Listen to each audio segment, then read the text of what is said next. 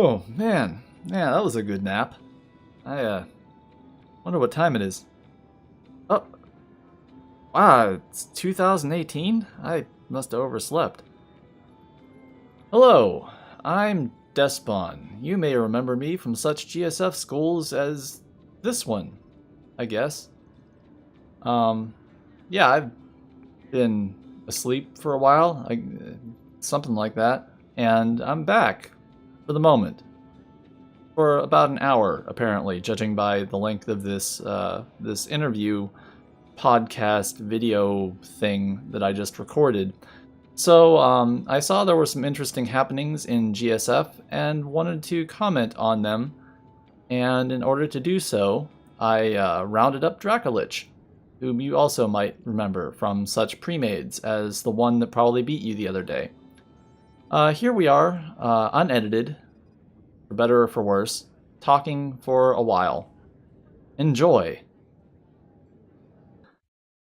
So, okay, we got. Let me link you to this just so you have it in front of you. If you don't already.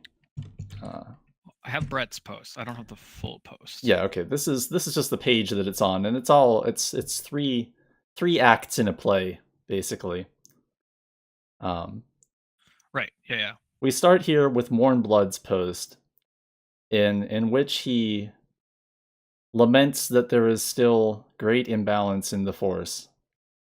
And we'll just skip over the obvious falsehood that mastered versus unmastered ships is anything to even worry about. Because they lowered the wreck so much. God, I know. I know. So let's so much. We'll ignore that for the moment. Okay. But here's the thing.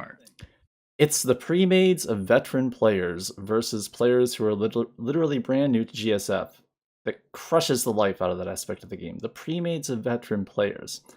So, what premades? Who's out there? Who still plays? What premades are out there? All right, so you can see in his tag, he says that he's from Satil Shan, right?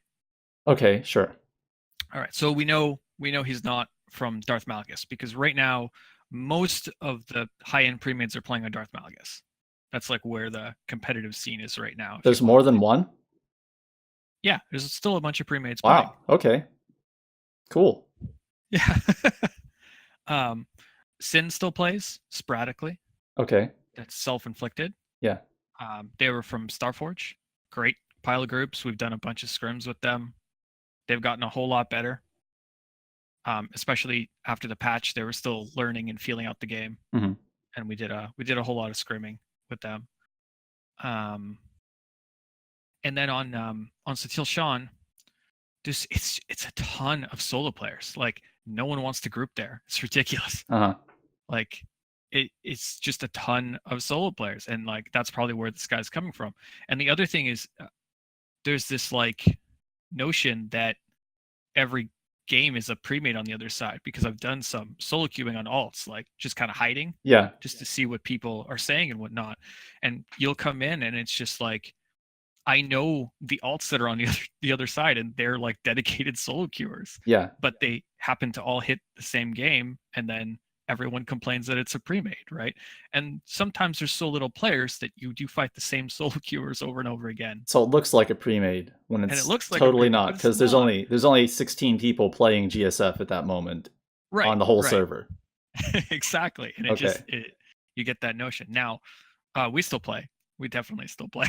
Yeah. So like, who's on your team these days? Still you, Skell, Vrain, and Odson, I guess, was the last I knew? Yeah, okay. And Zhao Yu sometimes. Okay. Like it just kind of depends which 3 or 4 of us are on, because it's been 3 more than 4 a lot lately. Yeah. And that's just been real life stuff getting in the way. Sure. But yeah, so we've been playing, like we still play, and I don't know, like if he's talking about us, then sure. Like, of course he is. A premade of veteran players. Of course he is. You are the GSF premade. You're the one that everybody has always held up as the example for better or for ill. Right. Usually the latter. But yes, so that's 2. That's Sin and you, and you're saying Sin doesn't even play on Satili Shan. So Not really. They tend to play mostly on Starforge.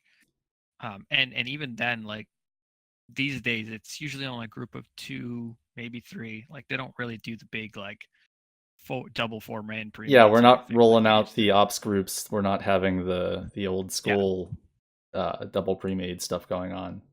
Yeah, as far as I know, anyways. Yeah, Like I'm this not tracking everybody, right? this could be happening in secret when you're not looking. There could be just throngs of skilled players grouping up on Satili Shan and crushing these poor noobs into the dirt.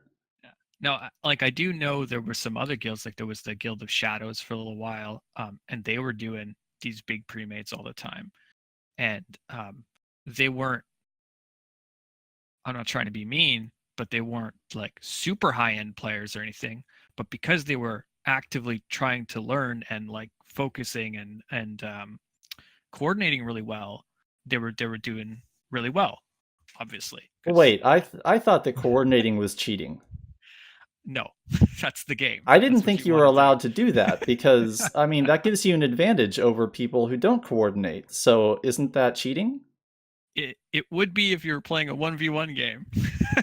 Oh, I thought, well, I guess that was a misconception I held then based on what I heard on the forums. Yeah, exactly. So yeah, no. digging down into this a little bit more, we've got developer Brett Hoffman who has showed up in this thread, and he makes a few points about pre-made groups. Yeah. So, pre-made groups no longer count as the average rating of all ships. They now count everyone in the group the same as the highest rated player in that group. So, right. So we heard this in the PvP thread, like the first thread from Eric before it was in the GSF forums. Yeah. Which I'm not sure if you saw. I didn't, but okay. But keep going. Okay, well, my thought on that, yeah, immediately when I read that was, there is no reason for a veteran player to ever group up with worse players. Correct. Well, I mean, now, so what happens? It disincentivizes that completely. Both players become at a disadvantage for doing that. Yeah. Yeah. Absolutely. Like so, if your goal is to win, then yes, you're absolutely right. Like you will be the matchmaker will hurt you if you are queuing with someone much higher than you or much lower than you. Well, even if your goal is to help the other player learn the game, you're making it harder on them by grouping with them. Yeah, and I posted that that because I teach a lot, right? And so now I'll have to teach on Smurfs or alts or whatever you want to call them. I was curious actually if that was accounted for somehow, if it was in any way like a veteran player can just set up like we always did on alts if we wanted to play anonymously or whatever. And that doesn't account for your skill level or anything like that, right? It's just, well, we don't know what the stats are based on, and I asked that in like my very first post after posting this. I was like, I really want to know what this is based on. Is it based on win percentage, which would obviously probably be the best and easiest way to do that? Like account wide in win percentage, I guess, unless your alts are still. It can't be account wide. It can't be account wide unless they make ships account wide. Right, that makes sense. And they're not doing that. And the other thing is, if they made it account wide, the other thing you have to remember, SWTOR is a free game, and so is GSF. Yeah. We just make new SWTOR accounts to Smurf. That's what would happen. That's the obvious progression here. Because if you want a Smurf, you can. Like you just make a new account. Yeah. And then you play that, and that's your Smurf. And then that's what, if someone wants to do it, they're going to do it. So there's no reason for them to make it legacy wide or account wide or whatever you want to call it. Yeah. So, like, again here, this first statement that he makes about the pre-made groups, to me, hurts less experienced players. And experienced players. It hurts everybody. So what it does is make it so that the matchmaker gets a better idea of what a group looks like. Because I think we both know that right now, matchmaker doesn't know what to do with groups. Like it's been bad with it for a really long time. And if this helps do that, like if it's a number from 1 to 100, right? and the best player of the 4-man team is an 80, and everyone's considered an 80, the matchmaker kind of knows what to do with that a little bit better. But I don't know. We don't know what this new rating is going to be based on. Let me get you the other post, because I don't know if you've seen it yet. No, I have. I really didn't dig into this too much. Yeah, so let me see if I can find this. But there's the developer tracker, right? Yeah. I did notice somewhere it said there was going to be a rating associated with players, and I thought to myself, well, maybe that's just for the ground PvP people, since they actually have a mechanism in place for that. But they don't for GSF at all, as far as I know. Right. Can I click this? Yeah, okay. So I'm going to give you a link here. All right. All right. So if you click that, that should give you that. This was the original post, and this is what Brett kind of took snippets from, right? To put in the GSF thing. So in skill balancing, we have matchmaking will strongly take player skill into account when making teams. That's incredibly vague. Yeah.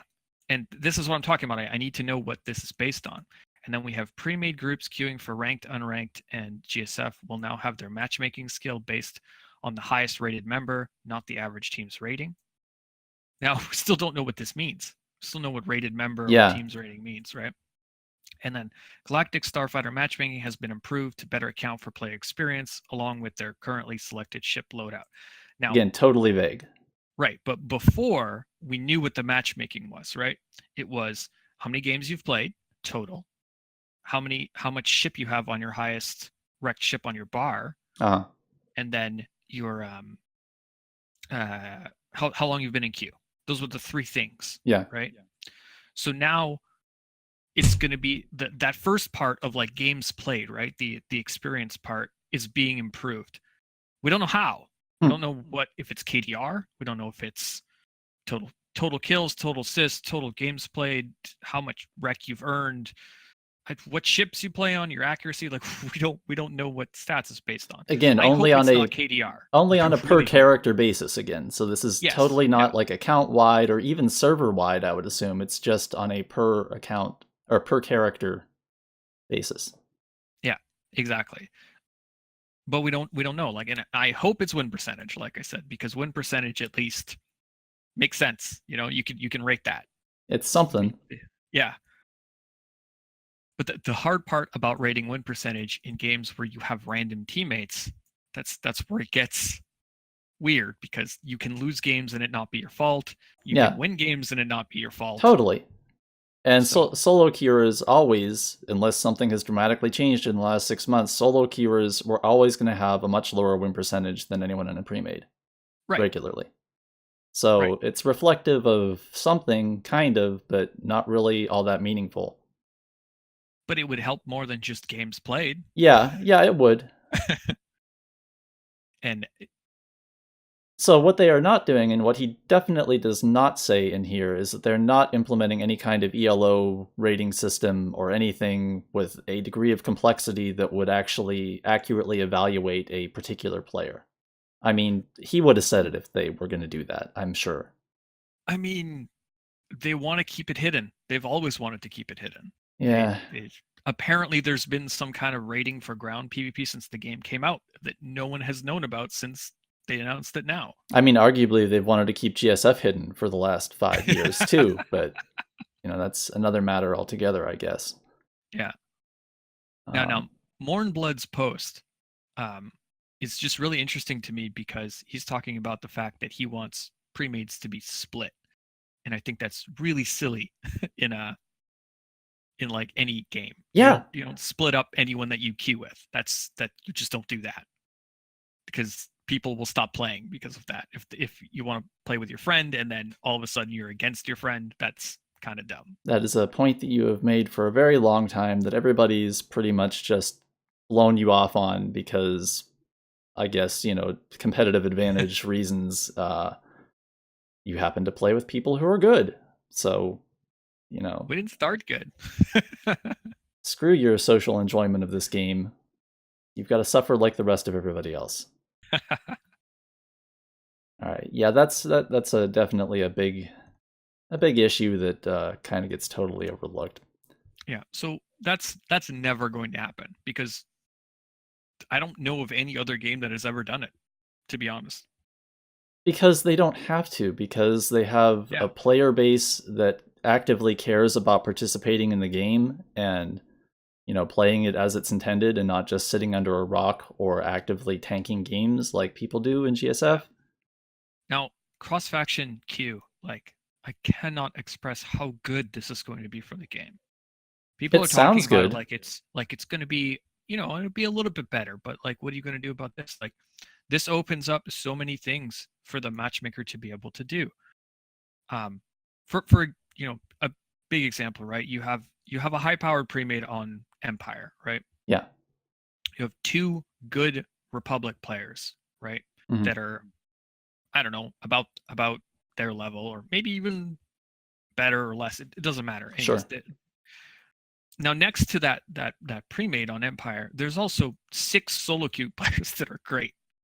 The Right. matchmaker doesn't know what to do with them in normally. So like there's not that many people playing. Well, yeah, it does. There's So 16 people playing GSF, so the matchmaker puts them all on the same team, and the other side gets what they get, and you have a match. And that's yeah, been the problem for a billion yep, years. exactly. And those 2 people on Republic side, there's literally nothing they can do. Yeah. So eventually they either stop queuing or they switch to Empire 2 and hope for war games. Right.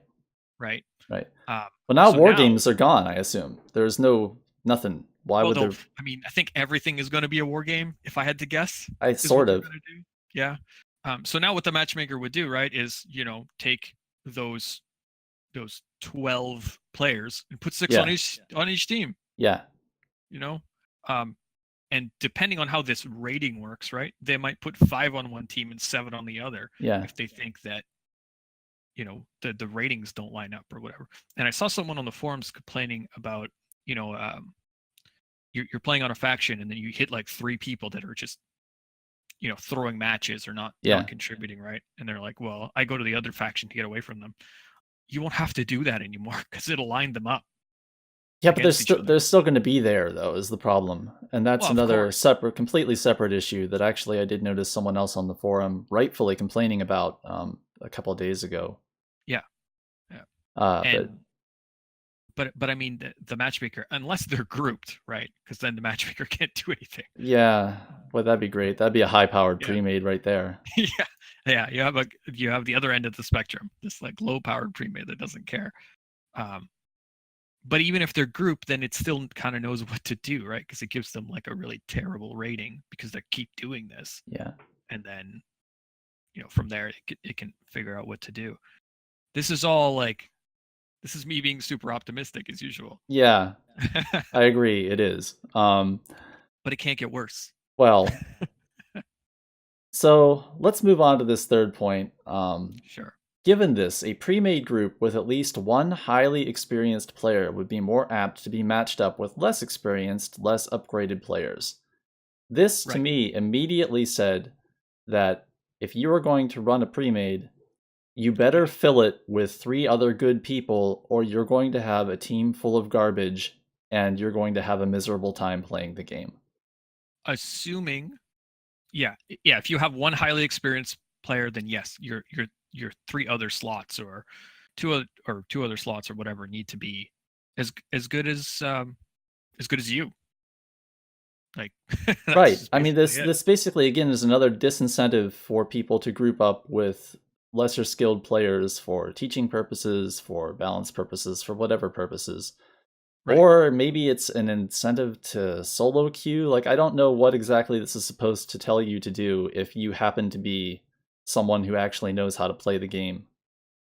Like, what, unless it's just telling you to quit, which kind of is my overall view. But anyway, I will balance out your positivity with relentless negativity.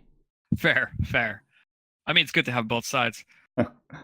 I don't know. I think right now people tend to group with people of the same skill already. I think that's something that's been happening for a really long time. So I don't see this as changing much. Well, wait, but this goes on to say that this admittedly does not cure every ill caused by pre-made groups of highly skilled players. All those ills that are caused by the pre-mades I mean, I really hate this sentence. And this the is reason I hate a this, developer saying this, by the way. yeah, and the reason I hate this sentence is I don't think he meant to say that high skilled teams are bad for the game. I think he just meant to say it doesn't cure every matchmaking problem from high power premades, because just as you're talking about, a highly experienced player can't queue with other people, which is an ill, Yeah. stuff like that, because you can't. I don't know. You're struggling to make coherent sense of this in any positive way because, in my opinion, there is no way to make coherent sense of it in any positive way, the way it was phrased there. But yeah, I just don't like the way it was phrased. I'd like to give him the benefit of the doubt. And this unfortunately, the way he has put this kind of falls in line with posts like we were going over by Mournbloods and, I don't know, 5 years of forum history worth of people complaining about premades. Yeah, and that's kind of why I don't like it. I'm not. I don't know. I can understand why you were struggling with that particular statement, and this is, this is why I decided to come back to make this particular video, whatever I'm making here, this little chat that we're having, was because I read that and it just kind of blew the top off my head. Like, I can't believe that is the attitude they're taking towards this. And on top of the fact that it seems to, again, disincentivize skilled players from grouping with unskilled players by punishing them and ensuring that they have a less chance to enjoy the game. But if their rating system, which is, again, mysteriously underreported, works perfectly, maybe that could have a good effect. I don't know. Yeah, like I said, I just don't think he meant to say that highly experienced player premades are bad for the game. I think he just meant to say that these changes they're not going to make matchmaking perfect. Like, perhaps I got that opinion because the post directly following his statement says, "Yep, premades will still be able to ruffle stomp people into not queuing, except now when it dies, it will be dead for both factions and not just one." So, I mean, Right. This is the attitude that has existed surrounding skilled players and premades in GSF for a long time. For a long, long time. In fact, probably going back to, I don't know, 2.8 or so, like after that. After they abandoned GSF, basically, the first time. Well, when they stopped putting major patches in, yeah. I Yeah. know what you mean. Because before that, there were lots of people playing, there were lots of premades playing. Oh, All yeah. the various servers were filled with a lot of different kinds of players at different skill levels, and I didn't hear that kind of talk back then. Because it was obviously more competitive. Because back then, highly experienced players weren't messing up the matchmaking. Like, right. highly experienced player premades weren't messing up the matchmaking, right? Because there were actually other premades to put them against. Right. And there were enough games for low skill players too. Yeah. But if there's only one premade on now, the matchmaker, no matter what they do to it, like still won't be able to keep up. Yes. Like if you have 16 players in queue and you put the that 4-man premade, right? And you put the 4 worst players with them and the other 8 still can't keep up with that 4-man premade, then this is the ill that they're talking about, right? This is exactly what they're talking about, that there's still going to be these edge cases that they can't fix because maybe some players are just too damn good.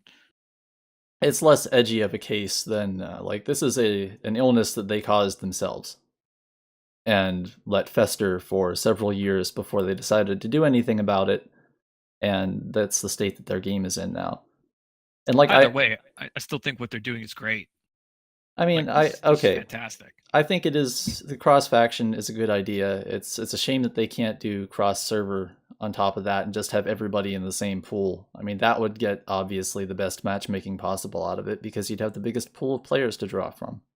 Right, but I mean, we're almost there. Like, there's only 5 servers, right? Is that right? Three.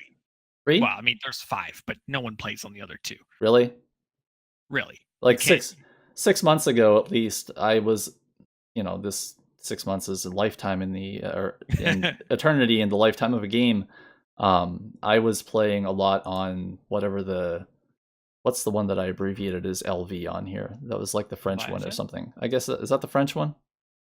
I'm not sure.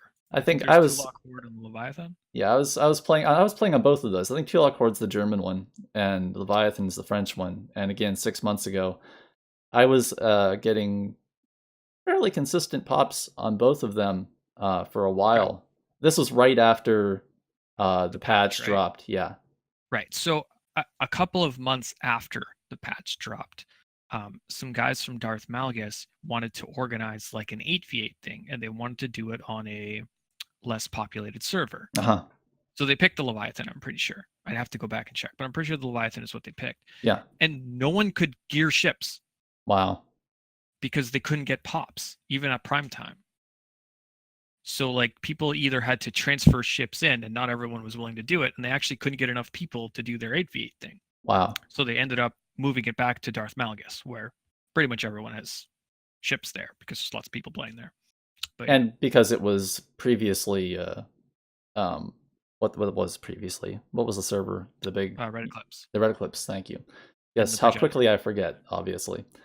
And everybody had ships from those because everybody played on those previously, so. Wow, so they're down to pretty much 3 servers, huh? That's pretty much. So you got 3 buckets. And like when the North American servers are up, the EU servers aren't right. Because they're different time zones and whatnot. Because when I play, I pretty much can't play on Darth Malgus for the most part because it's done. Wow. You can still get pops, but it's slow. Right. Which is why I play on Satil or Starforge, and we tend to bounce back and forth between the two, and you can get pops pretty quick on both. Yeah. During the times we play, anyways. Define pretty quick for this era. Under 5 minutes. Oh wow, that is pretty quick. Yeah, like we play for 2, 3, sometimes 4 hours straight with under 5-minute Q pops. Raffle stomping everybody. Yes. In your premade. I mean, unless we hit another premade, right? Like right now, the shuffle, as they call it, happens, and our war games are our best games every time. War games are always our best games, which is why I hesitate to say because I haven't. This just came out. We haven't talked about it too much. I'm going to say I'm really excited for this because it means that any player that was just like, oh well, I don't want to play against X player. I'm just going to go play on their faction. Can't do that. And also all the players that are just like, I need to balance the queues. It's my job to balance the queues. That's not a thing anymore. It honestly never should have been. It's not your job to balance the queues. It's the developer's job to balance the queues. Well, and that's what they're doing. Sort of. That's why I'm excited about this. I hope it works out. I think that would be great if it did work out in a positive way. What would be negative about it? You said you want to be the negative side. So what could go bad from the cross-faction thing? Just from cross-faction? Yeah. Absolutely nothing. I don't think there's anything that could go particularly bad from that, and it's something that I would have supported them doing a long time ago, and they should have done a long time ago if they had the technology to do it. But considering that their technology seems to be rooted in roughly 1990s era internet protocols, I guess maybe they're advancing a little from that. But so what are you worried about then? Like what's the other things you're worried about? Well, personally, I'm not worried about anything because there's roughly a 0.001% chance that I will unretire myself. I played 2 matches about 3 months ago. Okay. Just out of the blue, I decided to log in and see if I was even capable of processing what was going on in the game anymore. And I think I have the scoreboards here somewhere. I'm gonna guess you just slaughtered everybody. I was really rusty. I put up numbers that would be typical of my usual games. Mm-hmm. And like, it's not because I hack, because I don't. I mean, contrary to what some people believed, I have not hacked a thing. Most of the time, you don't need to hack. No, you don't. You wouldn't need to hack. Like it's just This is kind of one of the driving impetuses. I don't know how you pluralize that, impeti of my wanting to make this video. Because when I read this post, and I don't want to pick on Warmblood, I don't know him. I don't know his guild or anything about him. But when somebody comes to the forum and they complain about the inequity of mastered ships versus unmastered ships, and all this imbalance in the skill with the premades, and learn to play the game. It is not that hard. And everybody mocks the get good attitude, right? Well, here's the thing. There are so many players in GSF that do not have even the most basic level of skills that it's mind-boggling. And they don't care because they don't have to care. And they haven't changed anything about the conquest system, have they? Or any of the various non-GSF points that you can earn by sitting in a GSF match? Has any of that changed? From what I know, they made GSF Conquest awful, and then they've brought it back again or something. I am not an expert on this, so I just play Starfighter. So yeah. So like, when I was doing my I don't know if did I ever talk to you about this very much, the stats, the data logging experiment that I did? I know I might have mentioned it at some point. Yeah. So and this is actually what literally drove me from the game.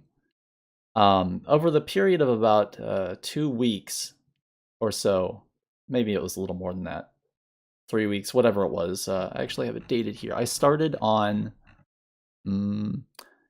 November 30th of 2017 and ended on December 13th. And I played 125 games. And I logged a whole lot of data from each match, from the scoreboard after the game, just to get an idea of what was going on in these matches. I played, let me bring it up here. I played a relatively equal amount of matches on all 5 servers. Let's see, Darth Malgus, I played 28 matches, Leviathan 22, Starforge 27, Satili Shan 24, and Tulak Horde 24 matches, for a total 125. Right. Because I wanted to get a representative view of what was going on in GSF at that time. And I'll summarize some of my findings here. I'll probably put this graphic up as I talk about it. I recorded all the damage from let me see. Sorry if I'm incoherent as I'm going over this. I did not script this talk. I just decided to do this on the spur of the moment, so I didn't actually spend any time to put a script together. Anyhow, I recorded the top player's damage in the match. I recorded the average damage of everybody except the top player in the match. So the way I abbreviated it was the aces damage and the average of the non-aces damage. And this is all after the patch, right? Yes. I believe this was all patch 5.6. Yeah, I'm scrolling through it all. This is all 5.6.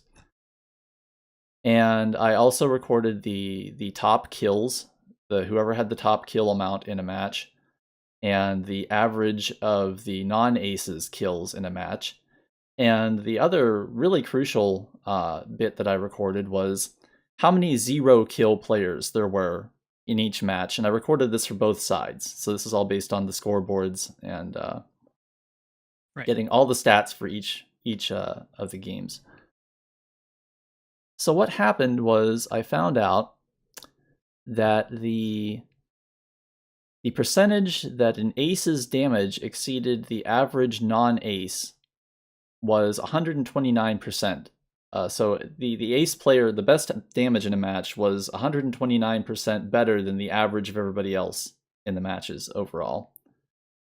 the percentage the ace's kills, the top kill amount exceeded the average non-ace was 402%.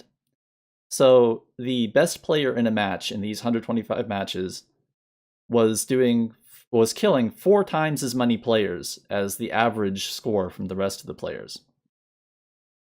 And in every match, Doesn't surprise me at all. there was an average of 4 0-kill players per match between both sides. Usually they were clumped on one side or the other in most of the matches. Right. And in 25 of the 125 matches, there were 7 or more zeros in those matches. So 7 players in those 25 matches failed to record a kill. Right. This is a huge disparity. I mean, I also recorded the This isn't news, though. No, it isn't. But I felt that it would be good to actually show it numerically. Okay. Have you tried? Have you tried recording any games where you basically don't do anything? Have you gone into any games like make a new alt, which with no games played, go into a game and just don't do anything? Like everybody else. No, but like and see what the scores look like. Because I have. And death matches sometimes don't reach 25 kills. Oh yeah. No, I mean even when I was playing at the top of my game, there were some death matches that were they exceeded 25 kills, but they were pretty low scoring. The average score of death matches seemed pretty low to me at a lot of times. So the other thing is the game changed so much with 5.5. Like so much. All the guides went out the window, like everything. You have to play completely differently than you used to. And there's a side effect of that I didn't notice. And the learning curve that people had learned, now they all have terrible habits and it's not working. You know what I mean? Like there's so many players that were still just running around with disto and barrel roll and just getting murdered, right? There's so many people that were complaining about protorps. And I know you haven't played it in a while, but like protorps aren't really a big deal anymore. Oh, so they didn't ruin the game like everybody thought they were going to? No, people are learning how to play against them. Oh. And it's taken a long time, right? But people are LOSing, and not everyone. The zeros you're talking about that have no idea how to play, that it just doesn't matter. I'm talking about the players that, could put up 20, 30k damage before the patch, and then the patch hit and just couldn't play. Like just to be fair, I just want to point out that those zeros, they probably aren't people that don't know how to play the game. They're probably people that do not care about playing the game and are just sitting there to get points in their non-GSF pursuits. At least that's what it was 6 months ago. Right. And I mean, you're always going to have that. It's an MMO. I don't know. Yeah, we didn't have that in the old days. Back when I was a boy, people played GSF because they enjoyed it and wanted to participate in it, not to get points in some extraneous thing that has nothing to do with GSF. So we didn't really have those zeros. Anybody that was...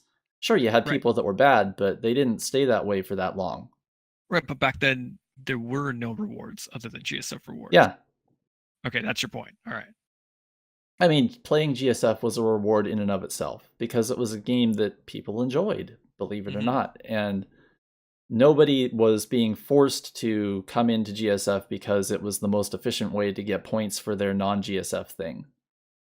Which, like, I get why they did that to a point. Because, yes, it did bolster the participation numbers.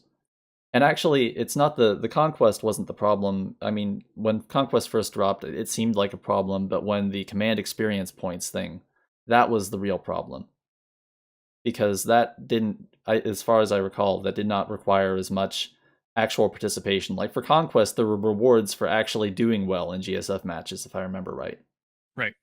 Yep. And that was not part of the CXP thing. You just went in there, sat around, got your points for doing nothing, and left, without...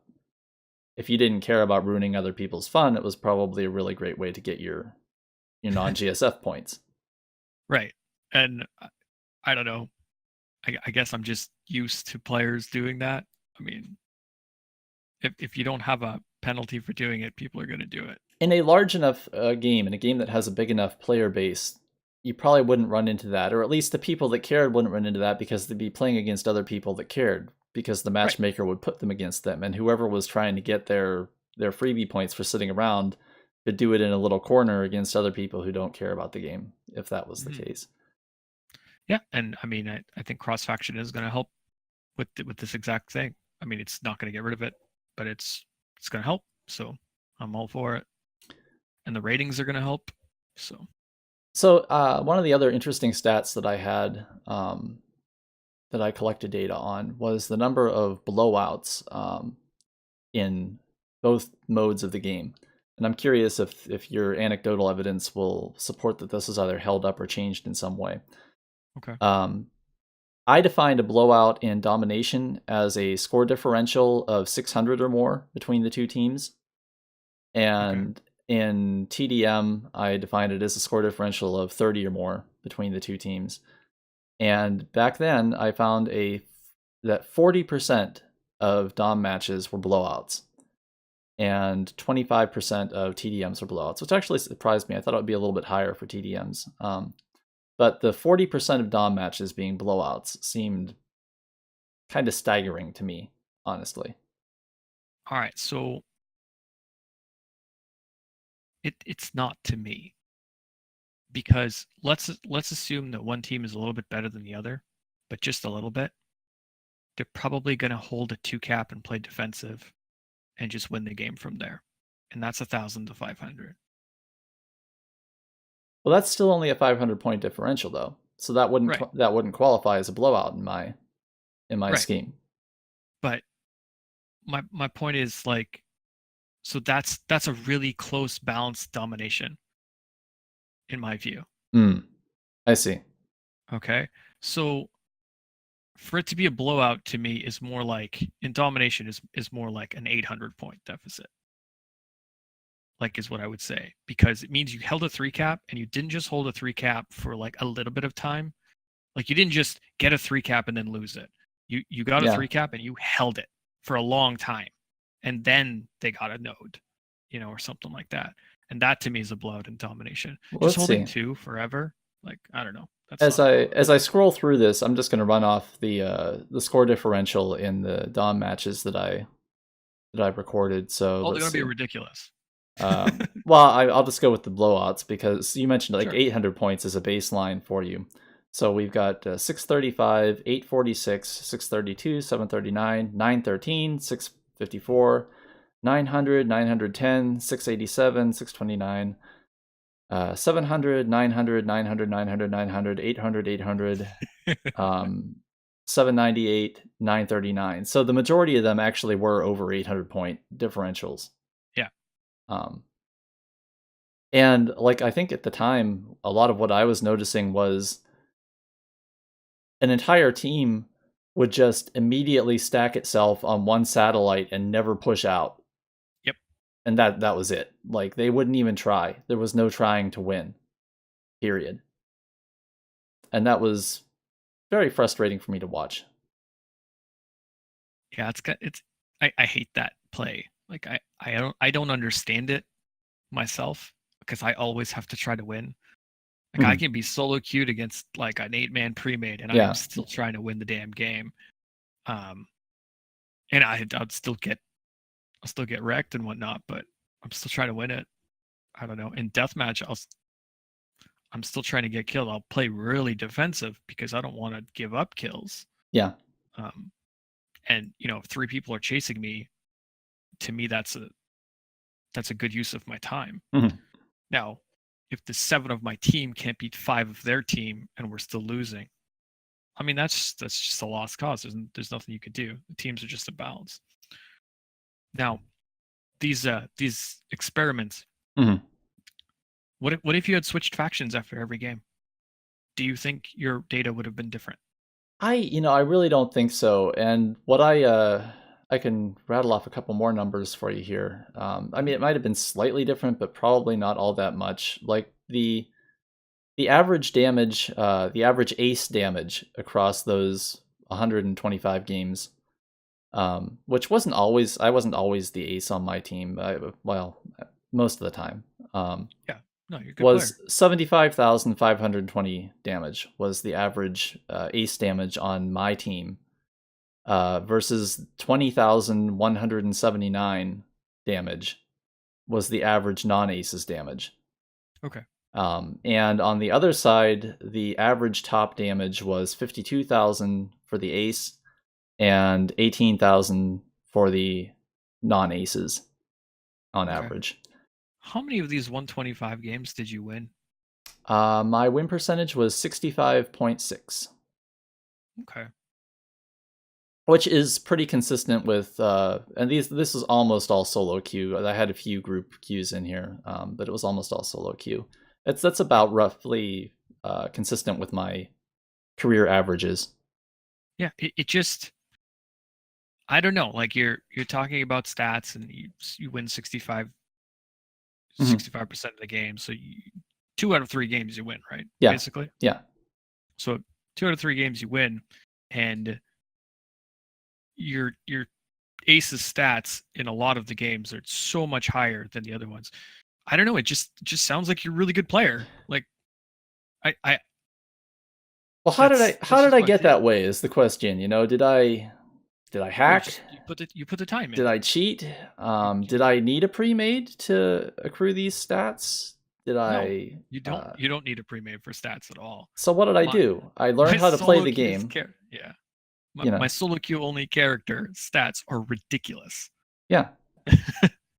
Because when you're solo queuing, you get to kill more, you get to deal more damage, you get to... Oh yeah, absolutely. You get to do more because, that's just how it works, right? When you're playing a full pre-made, your stats are actually worse than they would be in solo queue. And I'm talking about like kills, damage. Yeah, no, definitely. Maybe not win percentage. Your win percentage is obviously going to be higher. Your individual stats, though.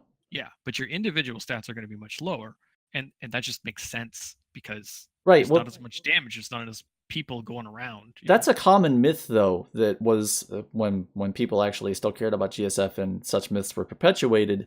It was a common myth that the stat hunters would group up and just bash noobs to pieces. Oh yeah. That doesn't work like that. You don't want that. As a stat hunter, you do not want that. You want the game to last as long as possible so you can pile up numbers.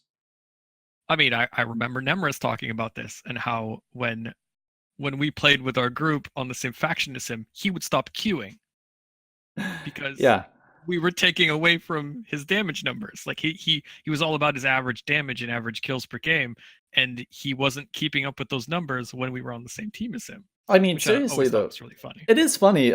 Like there was a point when I was shooting for gunship average stat numbers. Like I was trying to accumulate them, and the worst thing that could happen to me was a quick 3-cap Dom. That was terrible because I couldn't put up any stats in it. I would have to frantically run around trying to shoot everything I possibly could just to get enough to not completely knock my average down like 200 points or something for that match. Right.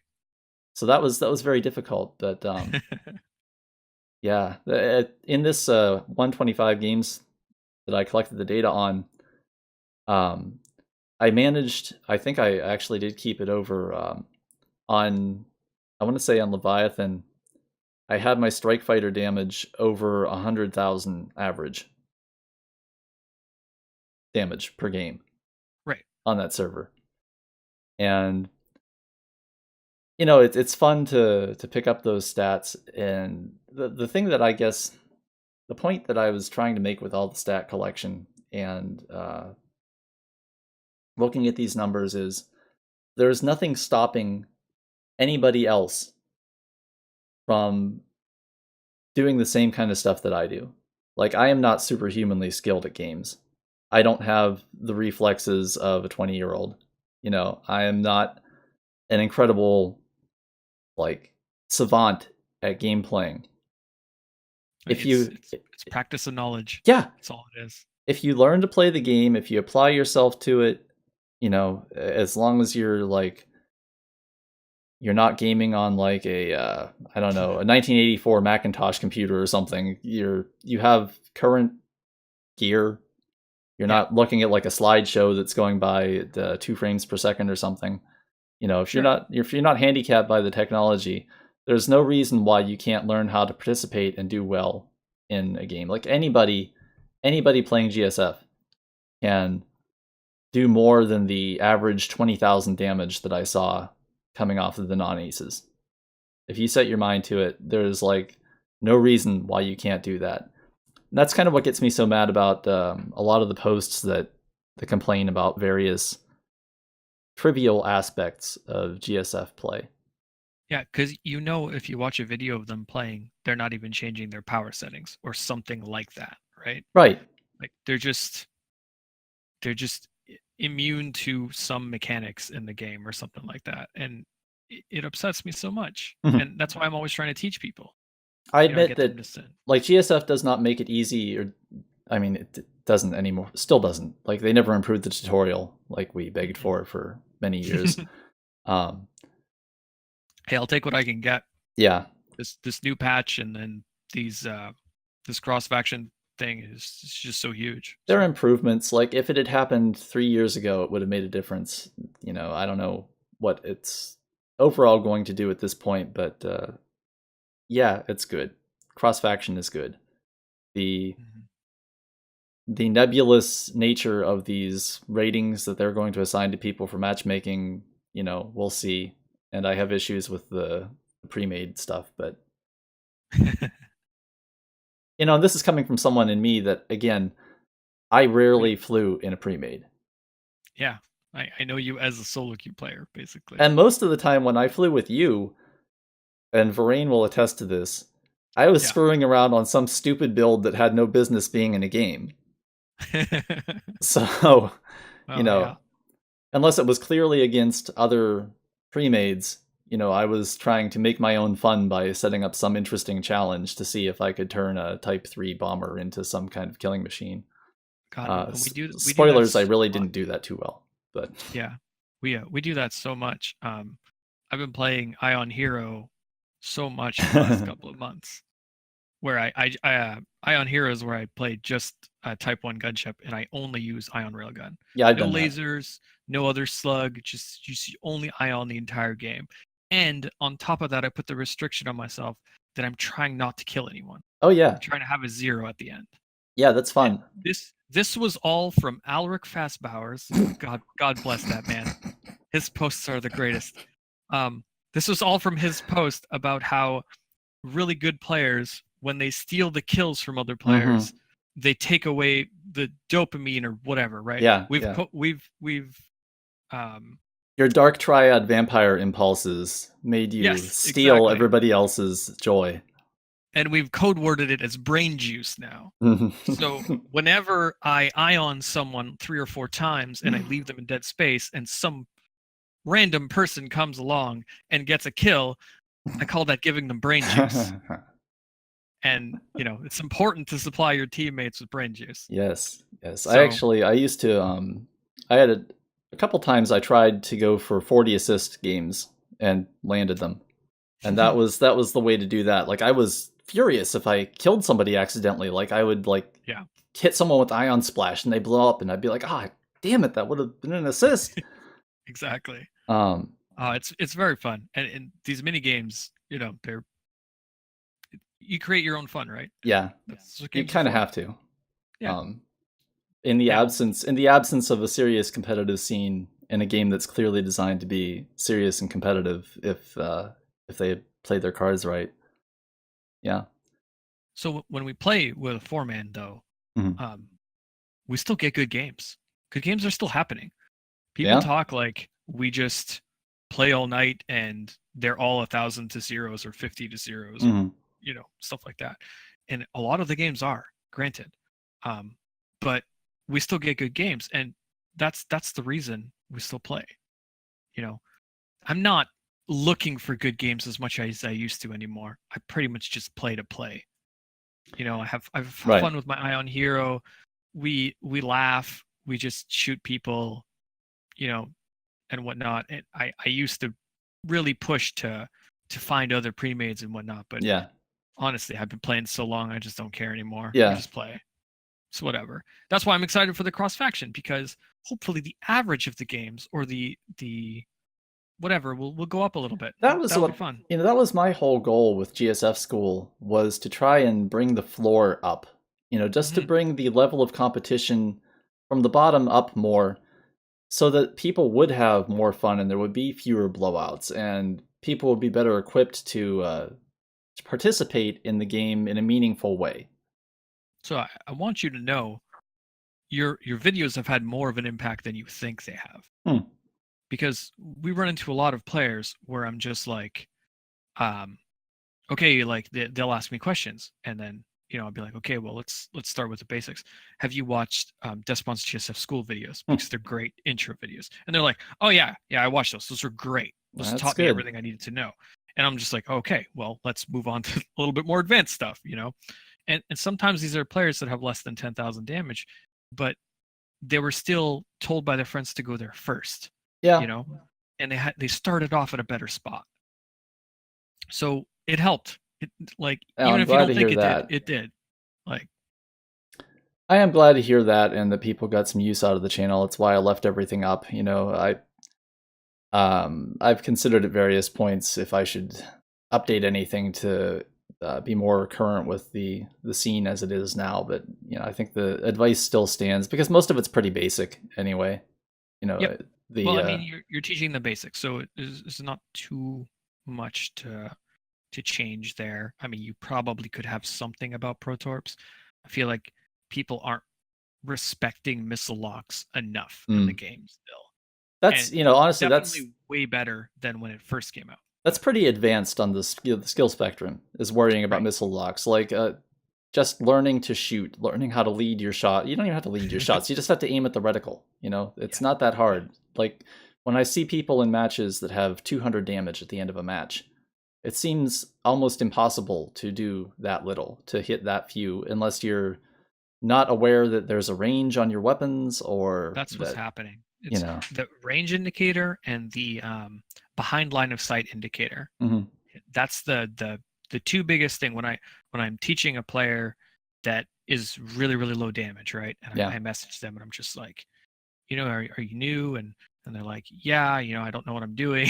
I'm just like, okay, like here's the thing, and I'm just like, okay, the reticule will turn red when you're in range, and they're like, Mhm.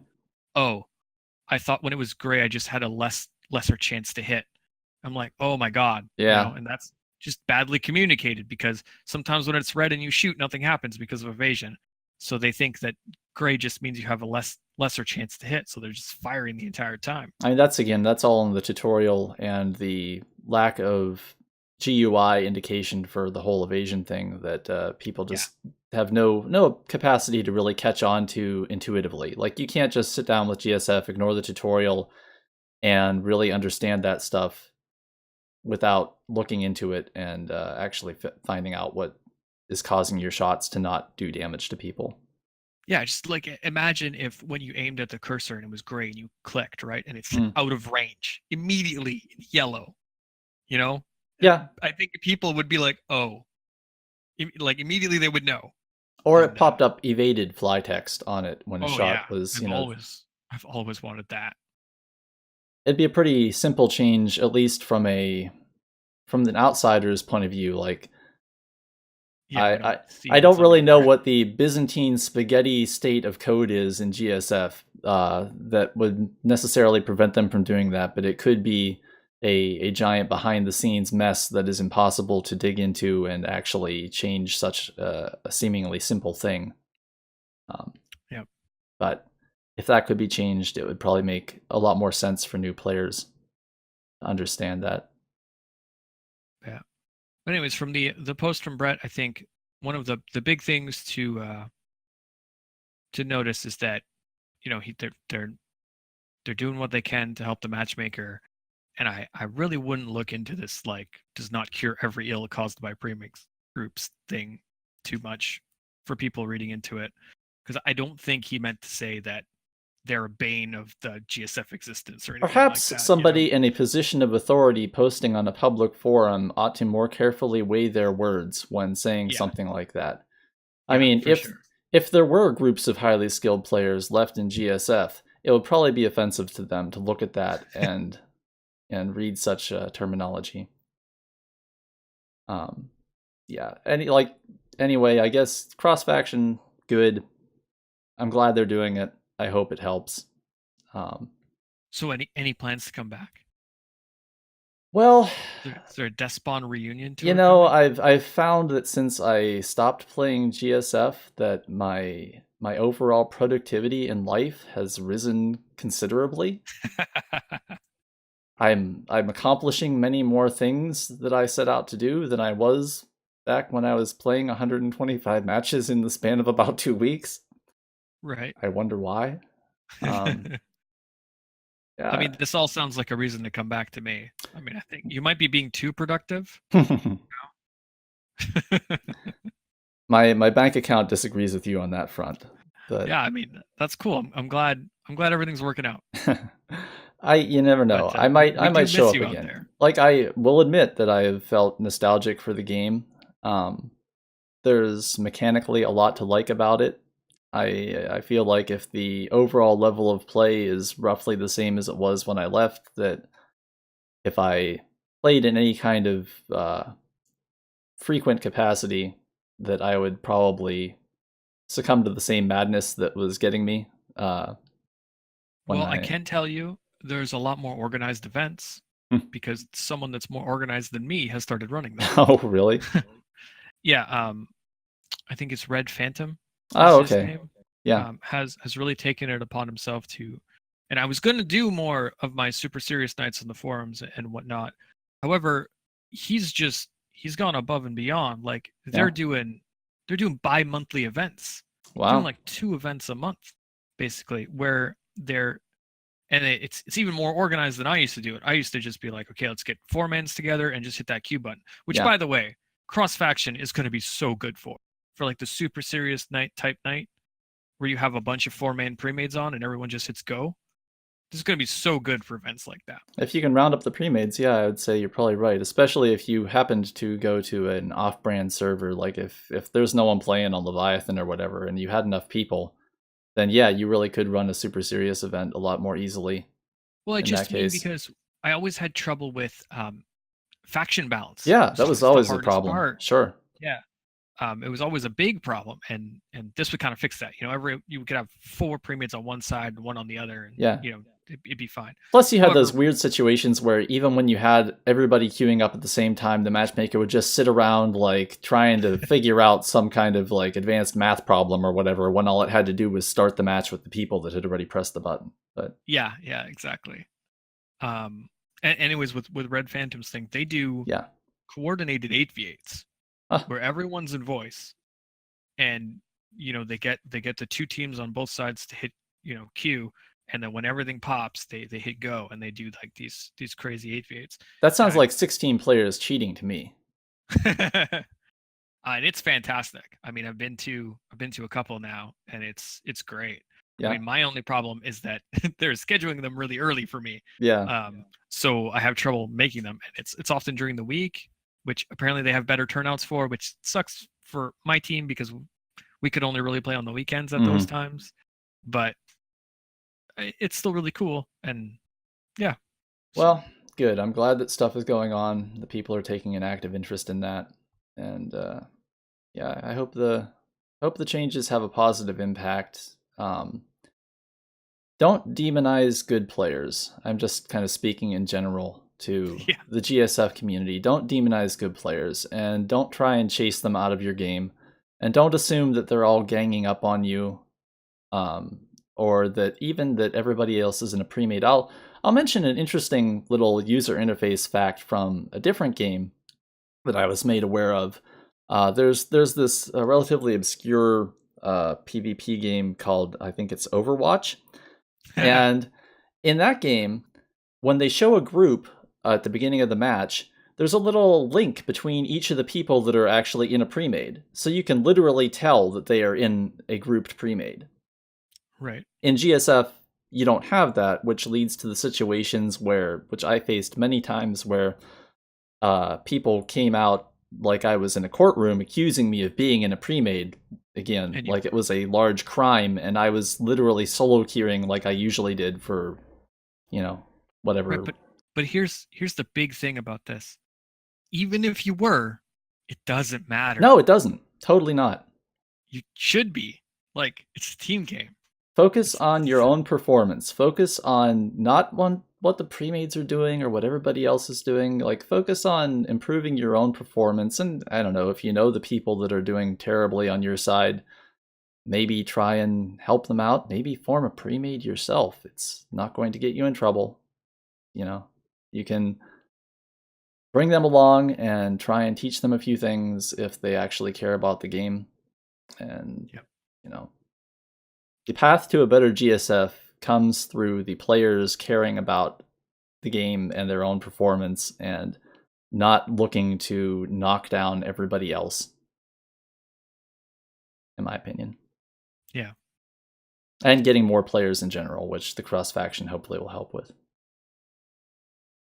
I can't wait for cross faction. I just can't wait.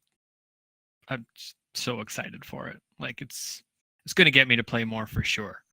Just because we can be like, oh, well, what faction should we play on? Oh, wait, it doesn't matter. We want to play these characters, so we just go play. You know? Yeah, that's a pretty substantial benefit, I'd say. Because there's often now where we're just like, oh, well, they're saying that Empire is like really strong, so we go play Republic when we really want to level our Empire characters. Yeah. It's just annoying. Yeah, that's definitely a positive side to it that hopefully will increase participation. And people that are in guilds on one side or another that, you know, might GSF on their Empire guy, but they're in their Republic guild, well, you know, now you can still do it. You can still GSF and not have such a problem with it. I am anxious to see how general chat works. Yeah, interesting. I think that could be really fun. I hadn't considered that. Because, you know, for players that are interested in learning, right? Mm-hmm. You know, maybe someone's against whatever. You could put stuff in general chat. You know, or it might get toxic as hell. Either way. Oh, when have you ever known an internet game to devolve to such a state?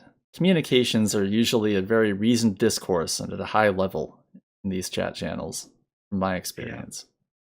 Yeah. No, we'll have to see what happens. Some people are thinking that you might be able to group up cross-faction too, which I think would be crazy cool.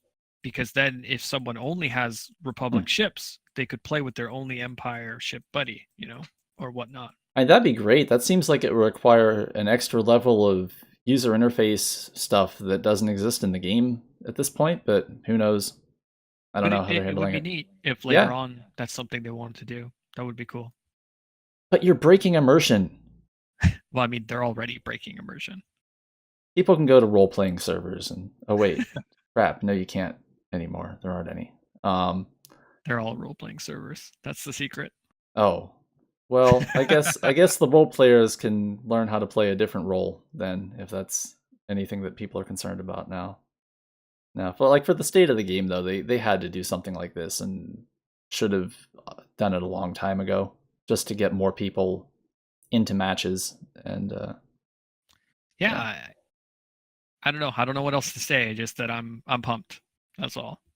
Well, I don't know what else to say either, so that's probably a good time to wrap up this lengthy chat that we've had here. And if anyone has actually made it this far listening to this, well, thanks for sticking around on GSF School even when there was no new content. Just, you know what I was doing? I was following the GSF developers model of not releasing any new content for several years. And then just coming out of the blue with something that is largely irrelevant, but might make somebody have a better time. So, we'll see. All right. Thanks for stopping by. All right, bye. Bye. And that wraps things up for this episode of GSF School Interview Time. Thanks for listening. I'd say see you next time, but it might be a while.